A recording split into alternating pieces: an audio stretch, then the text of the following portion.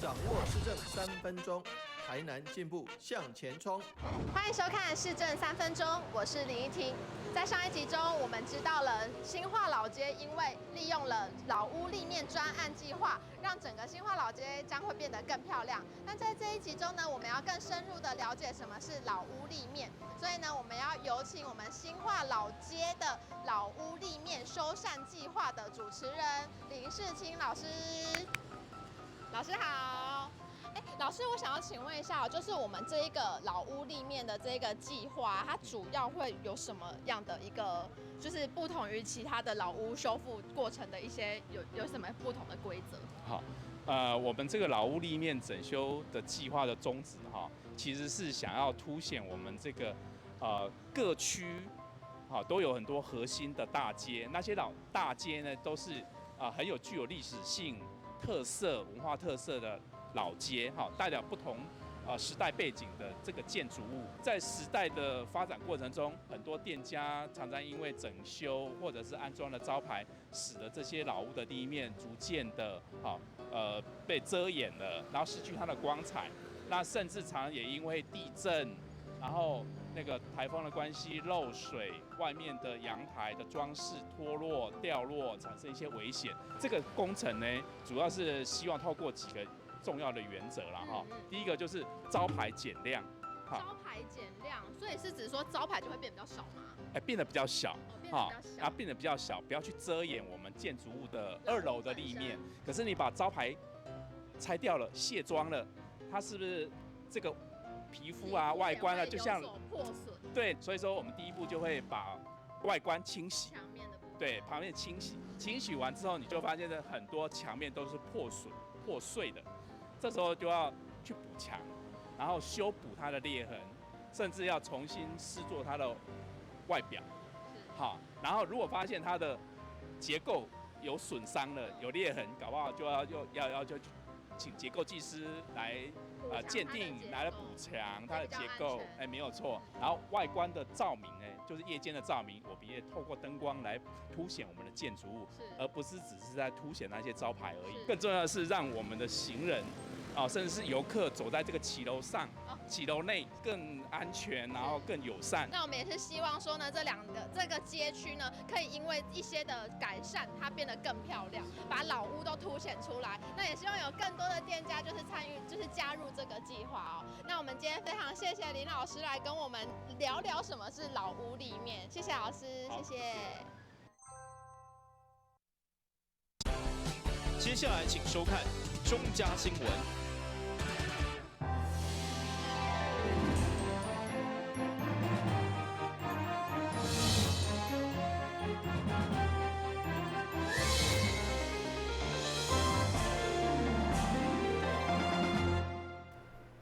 另外是各位欢迎收看5月29号礼拜5的中嘉台南电影新闻。首先来关心议会总质询，台南市捷运系统目前伫南线部分正在进行综合规划，万有日前交通局提出无人驾驶的议题，所以议员陈秋平上午利用质询，就针对无人驾驶提出相关质疑。自驾车无人驾驶系统目前正伫沙仑园区来测试示范。现在传出台南市先进运输系统，嘛要采用无人驾驶的捷运。虽然造价比单轨或者是轻轨较便宜，不过议员陈秋平对着无人驾驶的捷运还是有疑虑。对此，交通局长回应，目前正委托专业的顾问公司评估，预计报告后个月就会出炉。无人驾驶，它的益处会比较多，它比单轨、比轻轨的造价还便宜，那么在安全性，你认为比较安全，但是阿北走嘛还是有疑虑嘛就是自动驾驶这自驾车在国际上的发展趋势，跟在国内也是一个蓬勃发展的一个未来的这个新兴产业。那我们认为，在几个方面有非常大优势。第一个是在这个成本的节省上，另外一个是在工期的缩短上。所以因为这2个原因，所以我们就请顾问公司把这个形式也纳进去一起评估，作为我们未来可以选择的项目之一。除了关心捷运系统，另外议员嘛关心永康中华路平乐停车场预定地开发，因为土地是属于国有财产署，市长表示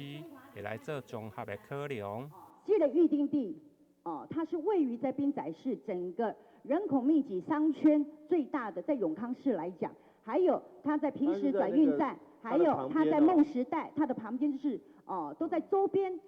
我相信这个停车场是很重要的。在中华路周边，还有在那个邻近的我们附近除了你刚刚讲停山之外，我们有规划有一些停车场，包括在永仁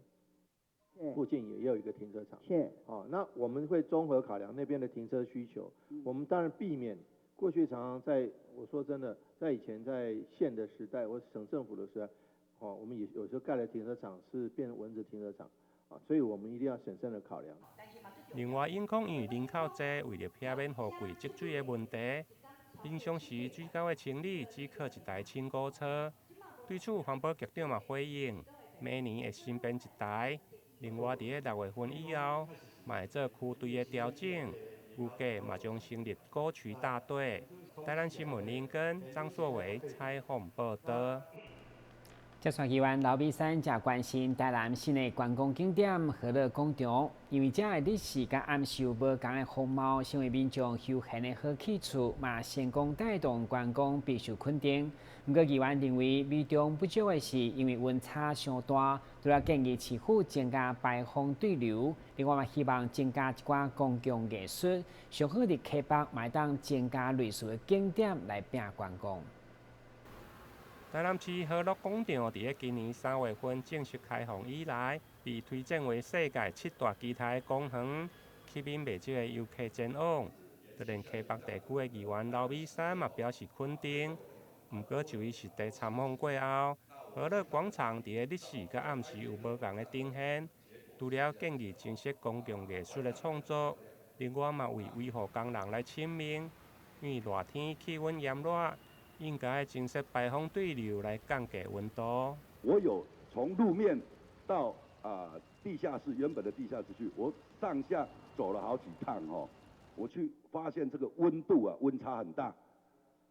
那在这个水池就是底下没有水的时候，因为现在可能树还没有长大，那所以那个热气比路面比马路面还要高。所以在空气上的对流流通上，可能这我们是不是也要来做一个处置？我发现我们公务局有派人在那边做管理的清洁管理，我觉得蛮辛苦的，工作也蛮辛苦的。他要到处巡视，然后他又不能影响大家在那边玩乐，所以他有时候就躲到他们的工具间，在那边，那就拿一个电风扇那么吹，可是热气再怎么吹还是很热啦。这个我知道，可是我们也不能说因为这样子去装设冷气还是怎么样但是我们那个排风的设备对流那个学理的话，我相信都懂嘛，应该可以去用抽风的方式去把它改善。针对议员的建议，市府都发局嘛回应，当初邀请荷兰的建筑师来规划，整个和乐广场本身就是一件大型的艺术品，因为后续阁需要增建。会以民众网络的意见来做调查，再来做后续的改善。台南新闻林跟张硕伟采访报道。等国庆宴会确定今年要伫台南举办，溪北出身的议员蔡苏秋金上午透过总日巡嘛，积极爱争取伫将军渔港来办。议员强调，这不但宽阔，而且交通停车拢方便。对此，市长回应，已经将地点报车筹备委员会来会看。大北门地区因为盐分地带，不但农特产丰富，而且观光旅游的景点嘛多。议员蔡苏秋金伫知影今年的国庆宴会确定伫台南举办以后，伊也极力希望会用选伫将军渔港，因为该地点不但有充足的空间，而且交通甲停车嘛真方便。对此，市长回应，已经将地点报筹备委员会来会看。毕竟国庆宴会甲跨年晚会无同，交通的动线一定要规划好势。咱的将军既然咱的丰富咱农特产丰富咱的观光景点嘛多啦啊，咱嘛希望讲吼，咱的将军渔港，大家知影伊的腹地大嘛，啊停车嘛方便嘛，伊嘛办过真济，将来将军河嘛，啊沙雕嘛真济活动吼，啊所以应该是伫交通方面若是较好的话啦吼，应该吼，咱要参观要应该是还袂去激咱大家无意向要来啦。我甲创作员报告，迄个规模吼，国庆烟火的规模比演唱会还多，动辄20万人。啊，这就交通动线。当然，咱嘛希望讲。除了极力争取国庆烟火选伫咧将军渔港来举办，另外议员嘛为盐分地带文化中心来催生。会当互社区大家都所有学校来举办，啊，所有表演有一个内底有一个场所，啊，咱一寡宗教的即个文化义诊嘛，当来做表演。咱宗教文化义诊咧训练的时间遐济，啊，结果都无空间通阮表演，就是安尼，无啥物。感觉讲即个宗教文化义诊遐尔好，结果拢无场所表演无遐多啊，即个文化延续落去就对啦吼。我甲蔡所议员报告，那我嘛是北门区的地主啊，所以主地啦，啊，所以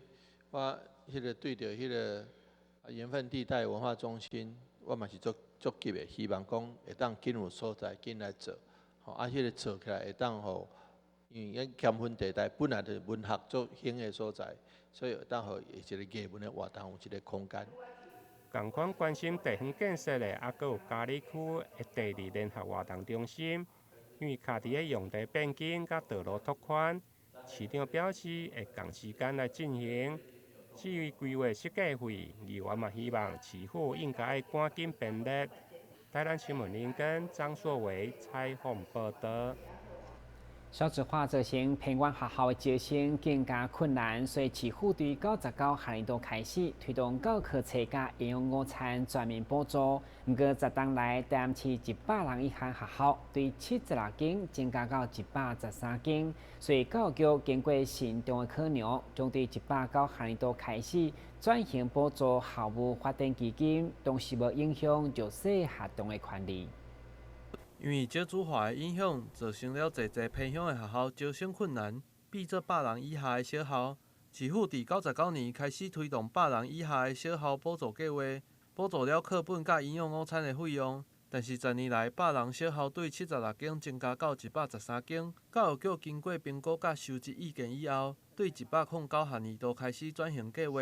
将提供各校校务发展的经费，但是原本补助弱势的经费并无减少。100人以下的小校，现在我们希望给予经费更弹性的运用，所以说我们就是编列了4个级距，在100人以下编列了4个级距，以提供给学校校务发展基金。那这个校务发展基金是用在一般的经常门，它可以包括在课程的发展还有一些甚至孩子要去参加比赛的一些经费的运用。但是很重要的就是说，有关于教科书跟午餐费的减免，原来的低收入户、中低收入户或者家庭生活困难的这些孩子，我们依然还帮助他。当时这笔经费上大的特色就是，如果无用完，就会使进入学校的校务发展基金，让学校会使更加方便来使用。那另外，在这个校务发展基金里面，我们有一个蛮好的制度，就是说我们会1年会分2期在拨付，第1期没有用完，我们可以移到下一期。那下一期也没用完的时候，我们可以让学校滚存到学校的校务发展基金，那滚存到校务发展基金以后就不限资本门了，它可以结合到一些钱以后做一些资本门一些建设的经费，甚至说买一些电脑，我们让整个的制度更具弹性，而且学校更能发挥它的空间。我想这个制度的调整，并没有影响到原来需要照顾的午餐跟教科书减免的孩子，我想这个政策的调整，在整个大方向来讲是更具一个弹性。台南上知名的小校就是富山国小，结合周边的自然环境，打造出生态国小。教育局也是希望透过安尼的模范，让其他小校运用这笔经费，打造出充满特色的教育环境。台南新闻郭博义采访报道。现在就来关心阿波罗回归各位开始的消息，马上登来现场。跟我们一起走进阅读森林吧！我们将阅读分成6大主题。首先邀请到新时代作家杨富敏、江儿、李炳书、阿春爸、IG 作家，来到台南爱读册节目中与您见面。敬请锁定每晚8点半第3公用频道。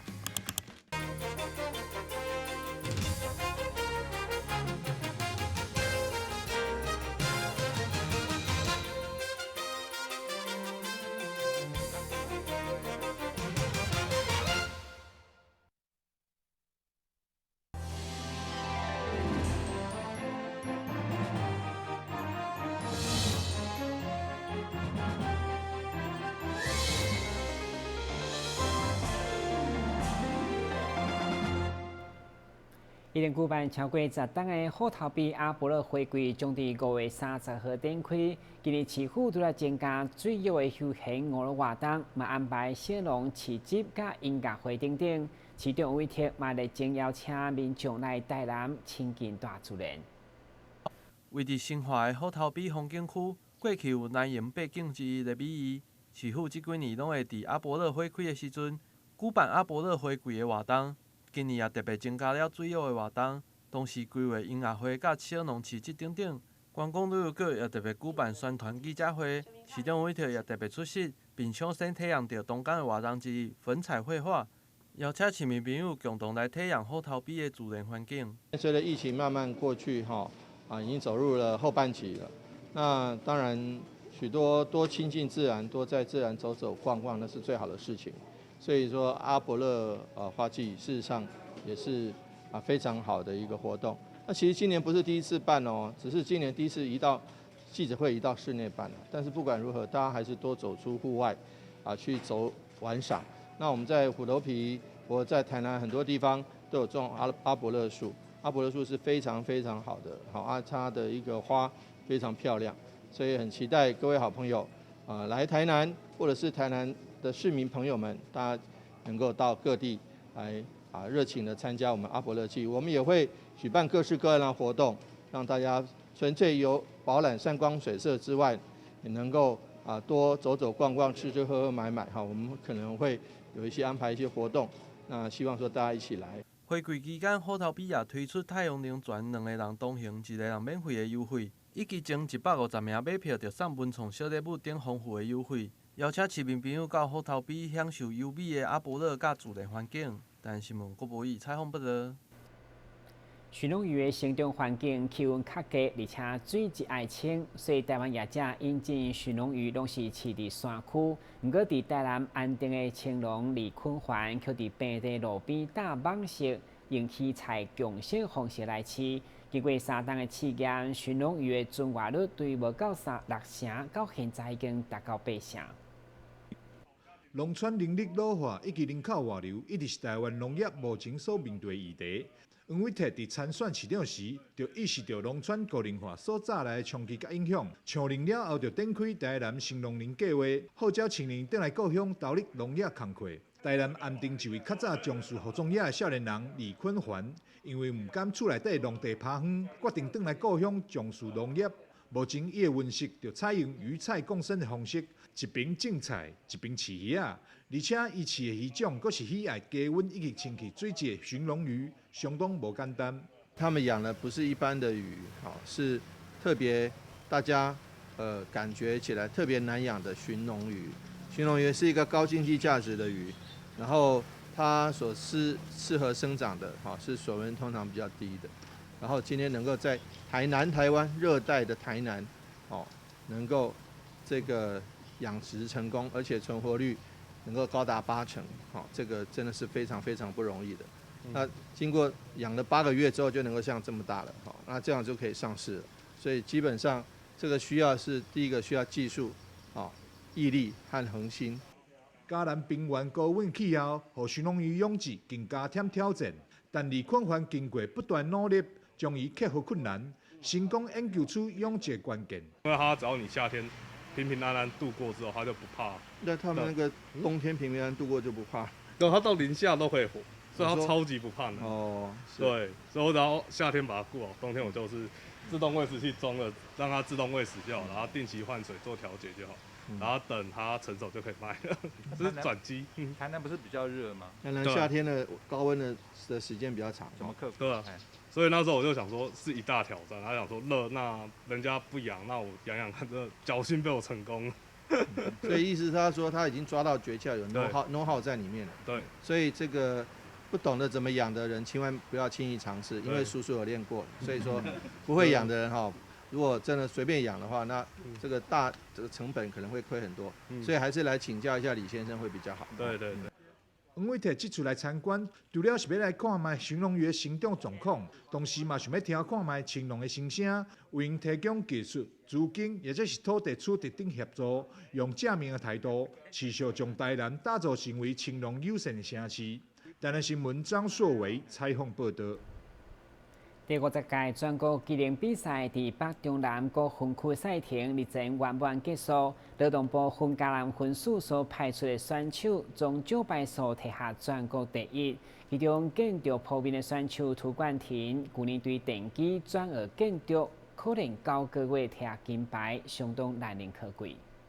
这位就是建筑普遍的金牌涂冠廷，为了拼金牌，每一天至少练10点钟，包括用暗涂练习水平、甲地上的拍底、切磨、泰路等等。虽然练甲手酸手颤，不过16岁年纪，为了减轻厝内经济负担，唔惊辛苦，而且对电机科转到建筑科，嘛是确定家己的出路。目前方向就是先拼国手，全力以赴。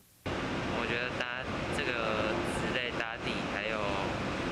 一些小地方，就是像切尖角的地方都比较困难。然后就是从早上7点50练到晚上9点40。那分数这边就是可以有场地练习，然后材料也很充足。然后这边老师也会告诉我一些缺点，然后要改进的地方，然后我才会练习这么快。要谢谢这边老师，也要谢谢我家人，就是让我出来那么远的地方，然后一直支持我练习的。谢谢妈妈，因为她从小就是带我到大，就她一个人，因为单亲家庭，所以就是很谢谢她，很辛苦。冠廷拼金牌过程，嘛，互分嘉南分署的积分老师印象深刻而落架。那他都会达到我的要求，对他很认真，对这个小朋友很认真，就高一啊，就已经2嘞。所以说他在一些小地方，他有在花一些时间去做修改，所以说出来成品会越来越好。第50届全国技能比赛北中南各区的分赛，劳动部分嘉南分署所派出的选手，总共摕下34面金牌、24面银牌，加37面铜牌好成绩，而且统计起来奖牌数全国第一，表现上界突出。台湾新闻管及郭博义采访报道。接下来关心详细天气变化。明仔是多云，有时乌阴，准雨，起来是雷雨的天气，温度27度到29度，落雨记录5成。海面边广风力4级到5级，上大阵风8级。感谢收看5月29日中嘉台电新闻，咱再会。